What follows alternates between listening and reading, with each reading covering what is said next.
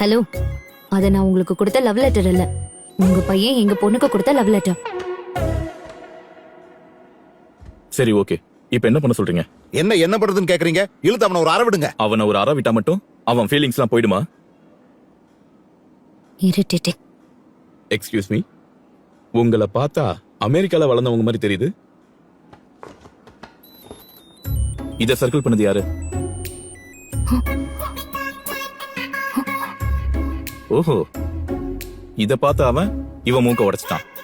அதுக்கு பதிலா இவன் அவன் மூக்க உடைச்சிட்டான். அவ்வளவுதானே? பீட்ட அடிச்சது நான் இல்ல.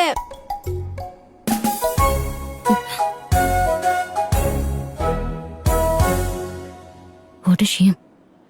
இதுல அசிங்கப்படுறதுக்கு எதுவும் இல்லங்க. அவங்க மைண்ட்ல இருக்கிற லவ் வேற, உங்க மைண்ட்ல இருக்கிற லவ் வேற. அவங்க பார்வையில லவ்னா விருப்பம். குழந்தைங்க வளரும் போதே ஒவ்வொரு வயசுல ஒவ்வொரு உறவை பத்தி கத்துக்குவாங்க.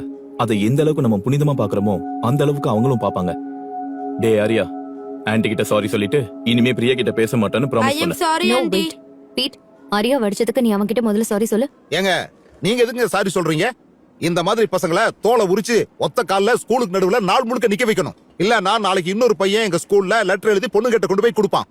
நீங்க இப்படி தண்டனை கொடுத்து பப்ளிஷ் பண்ணாதான் அவங்க அப்படி செய்வாங்க. லவ்ங்கிற வார்த்தைக்கு அவங்களுக்கு அர்த்தம் கூட தெரியாது. அவங்கள விட்டுடுங்க sir. No, no, no, no. I won't accept this settlement. Right now, I am suspending this boy with immediate. No, it's okay, sir. I withdraw my complaint. Priya, Pete, come, let's go. Okay. Sir, உங்க வீட்ல இருக்கிற ப்ராப்ளத்தை ஸ்கூலுக்கு கொண்டு வராதீங்க. Thank you sir.